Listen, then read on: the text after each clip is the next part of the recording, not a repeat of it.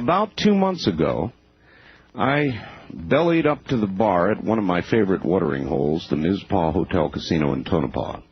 My son had come up from Las Vegas to visit, and we were having a late-night drink. It was about 1 in the morning. You see, about 1 in the morning. These are the times, ladies and gentlemen, where these things occur. A fellow, I would guess to be in his 40s, came up from behind us, sat at the bar next to me. I glanced at him, seeing a dozen or two tattoos on his arm, decided to avoid a conversation. I heard him order a beer. When the beer arrived, he upended the bottle, guzzled down a slug. The bottle hit the bar with a whack, and he looked at me and said, "Boy, that's a hell of a hologram they've got in the elevator." Huh? The elevator, he said. I've never been there before. They've got an incredible hologram in there. I don't understand. He said, "Oh, I thought you were a local. The Mizpah has a hologram of a beautiful woman dressed in old-fashioned clothing. It's in the elevator, man. It does look real." I told him that I'm a local. I also told him there's no hologram in the elevator. He looked at me strangely, drank his beer, and left. A few minutes later, he returned to the bar. He looked upset. "You're right," he exclaimed. "There is nothing in the elevator." He walked back toward the elevator, and I never saw him again. Had the lady in red appeared again? There are many strange tales from the hallowed ween halls of the Mizpah. The most popular tale involves the murder of a pretty young lady on the 5th floor of the hotel. She was a lady of the evening and became involved in a love triangle. That's according to the assistant manager now of the Mizpah, Sue Harmon. She was caught with another man by the man who was madly in love with her. He stabbed her to death. According to Harmon, there have been many sightings of the lady in red. She resides on the 5th floor, but she'll wander all over the hotel. She loves to pull pranks. She's the one that causes the Keno board to light up. Wait till you hear this. Many employees and visitors to the Mizpah claim they've seen the Keno board begin to flash numbers as if a game were in progress. The Keno boards at the Mizpah haven't been connected to an electrical source for years. Many claim she can be heard at night, moaning and walking about the floors. She's been known to carry on a conversation with people. We'll only later find out no one is there. Sharon Mitchell of Round Mountain relates a story about the lady in red that occurred to her son Stuart when he was working at the hotel during its reconstruction in the late 70s. Sharon was a dealer and a pit boss for the Mizpah at the time.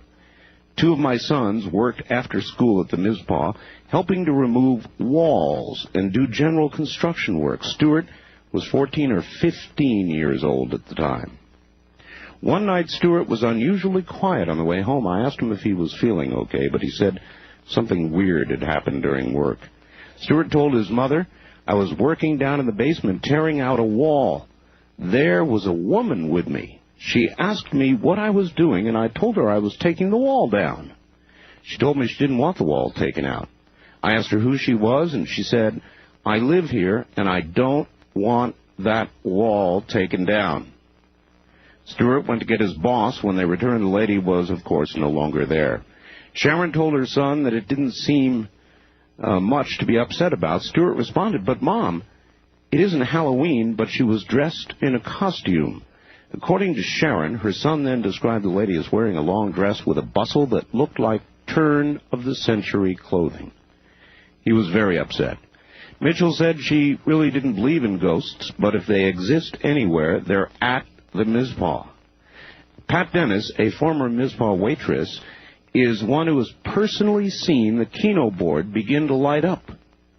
I don't know for a fact that the Keno board isn't connected to an electrical source, so I can't really say that the lady in red is involved. Who knows? Maybe they left a wire or two connected to some source by accident. Dennis says she's heard that the lady in red will steal guests' shoes, but only if the shoes are red. George Tooley, a former slot mechanic for the Mizpah, has seen that board light up, the Keno board. It would start playing a game. Usually it would happen during the graveyard shift. All of a sudden, the numbers would start lighting up as if a game were being played. You get about 20 numbers. They'd stay up for a while, then all go out. It happened 3 times one night. He added that the controls for the Keno board, get this, were removed in 1979 when the hotel underwent reconstruction. There are no controls for the board, he said. Waitress Linda Evans has had direct experiences with the lady in red. She's always been kind to me, but she doesn't like men, she said. Evans tells a tale of horror involving her son and grandson. Her son was 26, the grandson 13 at the time. I was in the employees section resting. I'd had only 2 hours sleep and I was exhausted. My son and grandson arrived and I opened the door for them. They just stood there staring beyond me. They looked as if they were in a trance. I asked them if they were coming in. They just stood and stared. I finally turned around and looked behind me, but I didn't see anything. I turned back to them and my grandson said, "That's the first time I ever saw a person without a head." The boy told her they saw a woman dressed in red walk across the room and through a wall. She was holding her head in her hands. They both said they saw the same thing. He also tells a story of a band that had been contracted by the Mizpah. They heard stories about the lady in red decided to hold a party in their room. During the party, they began asking for her, a sort of seance. The lady not only appeared to them, but bothered them for the rest of the week. She wouldn't leave them alone. There are other stories about different ghosts in the Mizpah. Gene Heidman, Mizpah desk clerk, tells about a woman from Las Vegas that had a room on the 5th floor. She woke up and saw a man at the foot of her bed.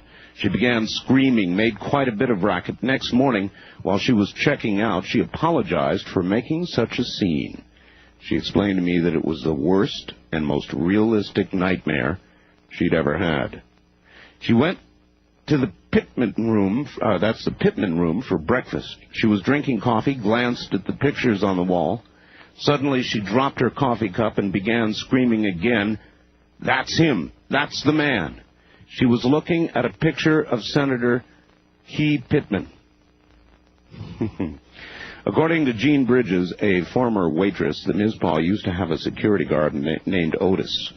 Otis was a huge man that others would be afraid of, big macho type. Bridges and others told how Otis was scared to death of the 5th floor. He would refuse to go up there without someone with him. At some time in his Mizpah career, he had gone to the 5th floor room because of a loud party. And that's where he saw her. Line 3, you're on the air. Good morning. Good morning. I'm going to relate a story that goes back to 1968. I was drafted, sent to Nam because of the tremendous turnover of people and whatnot. Well, I was in the infantry. We were stationed in a small fire base close to the Cambodian border. Mm-hmm. And it was an evening where it was our turn to go out and set up an ambush. We set it all up. We had everything laid out so that if Charlie came walking along, we could do our thing. Sure. And one guy was awake. The rest of us were asleep. That gentleman woke us all up. There was 6 of us, and we all saw a small party of Vietnamese coming at us. They were armed and whatnot, and at the appropriate time, we sprung the ambush and whatnot, and nothing happened. I mean, they just kept right on walking through it, not even looking at us. Like, incredible. It was the most crazy thing that happened over there while I was there. Imagine everybody check their ammunition. Well, you know, when you let go of the claymore, you know something goes. Absolutely. And it was the most. I mean, the country itself is a spiritual country, but then to have that happen And I've never seen I don't know. any of the other gentlemen I don't know if it's that, with us. Yeah, I don't know if it's that surprising, sir. People who die violent deaths tend to linger, and there are a lot of violent deaths in war. I've never experienced anything like it, and I doubt if I ever will. But it was, and I've never told anybody about it. Big effect on your life? Well, without a doubt. Without a doubt, the whole thing was a big effect on my life. Well, I'm honored that you chose this moment to tell the story. It was a good time. Thank you. Thank for you. letting me say it. Thank you. Have a good morning. Do you believe him? Did he sound crazy to you, affected? Oh, I suppose you might say that with the strain of war, combat, things like that might happen. Might be a mass hallucination. Or more likely, not. Line 1, you're on the air. Hello? Hello. Hi, Art. I got a strange story. I used to live in Taiwan. Oh, yes. And a friend and I had were moving into an apartment. And the apartment had one bedroom, and there was two of us. So we had them put in a wood partition in the middle. Mm-hmm. And one night we had come home kind of late, and we had getting ready to go to sleep. And he was in his bed, I was in my bed, and we heard these noises, these strange noises, like somebody was throwing BBs on a like a refrigerator, a metallic sound. Sure. And I can imagine BBs on a fridge. Anyway, I said, cut it out, and he kept telling me to cut it out. We were blaming each other. Right. So I didn't think anything of it, and all of a sudden I kind of see my friend, and he's sneaking around this wood partition. The lights are out. Yes. And I'm trying not to laugh because, I'm kind of hiding under the covers, and I see him coming around here, and I'm saying, well, as soon as he gets to the bed, I'm going to really scare this guy because he doesn't even know I'm looking at him. And so he gets to the bed, and I throw up the covers, and I, scream at him, and I hear my friend in his bed say, Tony, cut it out. And I tell you, I just broke out into like a cold sweat, and I laid back on the bed, and the bed started to, like it was on the ocean, it just started to move. Float. Yeah. And, I told him, I says, hey, turn on the lights, and he heard the way I was saying it, and he turned on the lights, and I had him check the front door and the windows, and there was nobody there. And needless to say, I had like friends stay over like the next week or so. I was sleeping there. Yeah. And that was it. And you say the bed moved like ocean waves. Like I was on the ocean. Just the whole bed was just like floating. Yeah, that bothers me. Thank you very much for the call, sir. That sort of thing bothers me. That and in movies when you see doors that sort of bend inwards. They don't break. They bend. God, it's totally freaky. We'll be back. Good morning. On our first-time caller line, you're on the air. From where are you calling, please? I'm calling from Seattle, KVI. Seattle, yes, sir. This happened about 11 years ago. I had a girlfriend who had been killed in a car accident by a drunk driver. She had gotten in the accident on August 18th, and on August 20th, she had been pronounced dead 2 months before her 20th birthday. Mm. On Halloween night exactly, there was a party at the house where she had used to live. Her roommates had decided to have a party to try and get over the grieving process and whatnot. Yes. We had hired a band out of Everett, and I was over at the house to let the band in. And the band that had came, nobody knew about Lisa that had died. And the head singer for the band had gone into the bathroom back by Lisa's bedroom. It was a female with dark hair. Lisa had red hair.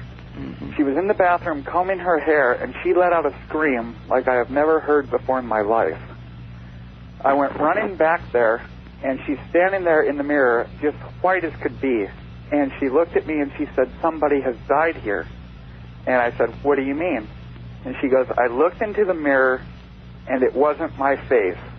Oh. And then she said, she described Lisa right to a T. And she walked out of the bathroom and turned and looked right at Lisa's room and said, that's her room.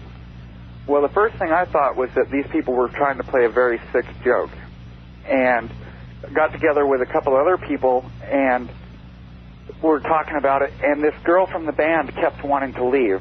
And before she had gone into the bathroom, she had been so excited about playing this gig. Later in the evening, I was standing in Lisa's bedroom talking to somebody, and I looked into the window and saw her reflection from behind me and heard her voice asking me to leave. And I left the party, and then later that night, over $10,000 damage was done to that house by people getting out of hand. And wow. I just really believe, and, you know, just sitting here recalling it, I get the shakes like I did that night. And I just really believe that she had came back not wanting people sitting there getting drunk. I'm kind of curious about something. How has this affected your spiritual life? Since that time, what's your belief system like? I mean, are you now absolutely convinced that there is another life? Oh, yes. I've been convinced. When I was a child, my parents owned a mobile home, and they had always told us that this mobile home was haunted, and have always told this story. And we always thought they were kidding with us, trying to scare us and whatnot. And until this happened, I really didn't believe it. And, you know, I still get the shakes. I'm sitting here shaking now thinking about it. Hearing these other stories must be a very reinforcing experience for you. Yes, it is. Thank you for the call. Thank you. During 1970, I was visited in my mirror by my father, my biological father, who I did not know was deceased. That would scare me to death. That might scare me to death. To look in a mirror, I hear stories like these, ma'am, and that would really frighten me. How solid did the vision seem to be? Well, the first thing it was a new home. Well, it was new to me and my husband, and of course my first child was born while we were there, and I was pregnant with my second child. And we had just bought this new bedroom set and set it up and everything, and my husband was away a lot. He was active in mining and stuff. And all of a sudden, just out of a clear blue sky, I woke up and I saw this strange light. It was like a light in the mirror. Mm-hmm. And it got brighter and brighter and brighter, and I got scared. I really did. I understand. And all of a sudden, it came out of the mirror, and there was my biological father. I had not seen him since I was Wait a minute. old. Wait a minute. It came out of the mirror? Out of the mirror. In a solid form? In a solid form. And it was my biological father, and I had never seen him since I was 3 years old. And you had a conversation with this man? Yes, I did. Yes, I did. And what he said not to be afraid. And he said, kiss the children for me. And it brought tears to my eyes. I was so frightened, and yet I was at peace. It was just amazing. Believe me, I understand that cross of emotions. I've got to go. Thank you so much for the story. Did you hear her voice at the end? Did you hear that? Do you believe that, lady? I do. Do you believe these stories? I do. Do you understand what it means? I think I do. Is there life after this one? I think there is. Are these things we don't understand? They certainly are. Are they a little frightening? They absolutely are. All I can conclude so far is that in the matter of somebody's death, which is violent, or is unexpected, or in the manner of somebody who dies and has something that they must do, something they didn't finish, somebody they didn't say goodbye to, somebody they wanted to tell that they loved before they left and didn't get a chance to. children that are left behind that you wanted to be sure understood that you loved them, because what could be more important at that time? Really nothing. Does all this add up to life after death? I think that it does. That's why we do these programs. Good morning, everybody. You're listening to Coast AM from Las Vegas. Good morning. First-time caller line. You're on the air. Good morning. Hi. Where are you, ma'am? Spokane, Washington. Spokane. This is back in the 50s. Oh, gosh, wait till I turn the darn heater down. I'll be right back. Oh, that's quite all right. Go ahead. Cold up here. Yes. Back in the 50s, my husband and I had, he was a hard rock miner up here in Washington State, and I had gone down to California, and I tried to talk him into coming down there and get a job in the shipyard, which he used to work in, and got that all arranged. And I had a little, just a one little apartment, and I went and got had a lease option to buy on a place, and I transferred my mail over to a little mailing thing. Well, he called me up and said he would be down in a couple of days. Mm-hmm. So I was busy from one place to the other and so forth. I'm driving down Vermont Avenue, and I look in the rearview mirror, and there he is in a black sedan with another guy driving, and he smiled and waved at me. And I thought, oh, that son of a gun, he got here 2 days early. I drove on home and got everything ready, made a pot of coffee and everything. He didn't show up, and I had to go over to the other house. I left a note on the door, went over, took care of the apartment that I was going to rent with option to buy, and so forth. It was a duplex. Right. It paid for itself and everything because the beauty operator was in the other half, and I was real proud of that. Went back home, didn't hear anything. About 4 days later, I got a letter in this little mail office. The girl called me and said, you've got a letter from up home, and I went over and picked it up, and he had written to me, and a couple of days later, I got a telegram that he had been killed the day after I saw him in the car. Oh, gee. I have never remarried. It was such a blow. I just couldn't believe it. I mean, he was killed. He had sold the house. He had sold our furniture. He had packed up things to ship and everything. And he was killed the day before he was supposed to work one shift and leave, and the next morning, and he was killed. And so as a result, you have never remarried? No. It was too much. I understand. And I really appreciate your taking the trouble to call us. Thank you. Take care.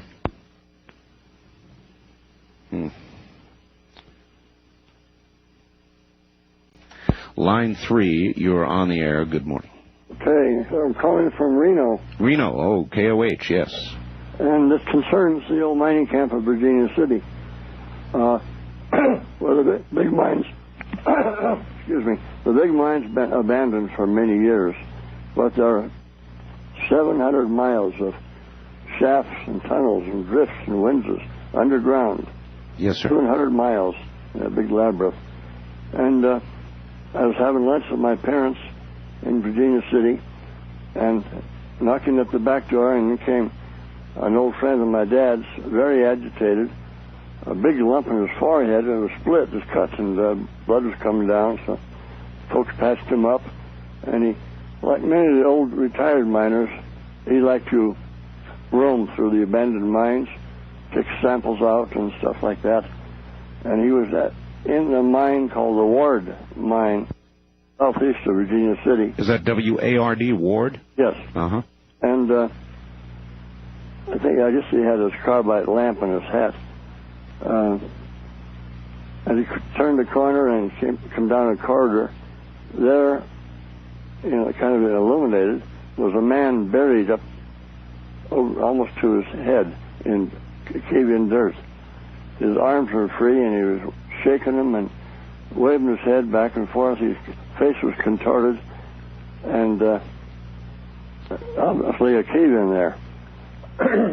Our friend was so startled that he turned around and started to run the timber over the roof of the mine, and he ran into it. That's where he got that knock on the head. Well, when he told the story around town, people just laughed and said, well, he must have bumped his head first and had a Sure. Sure. Several years later, some mining engineers were looking at the maps of the old mines, and they were examining the ward, and it has all the details. And they said, my goodness, there was a fatal cave-in in the tunnel number so-and-so, and that was the one. That is really eerie. True. That's really eerie. I understand, sir. I understand. I really thank you for the call. Okay, Art. And so there you go. There is a mining story. A man buried almost to his head who had died violently and quickly and unexpectedly. The worrisome part, of course, of that is, if that is to be the manner of your death or mine, would we be forever trapped here on earth in such a destined to repeat such a gruesome experience again and again, though it wasn't something that was from some deviant behavior that we had exhibited, but simply the unlucky moment of a mine caving in on us?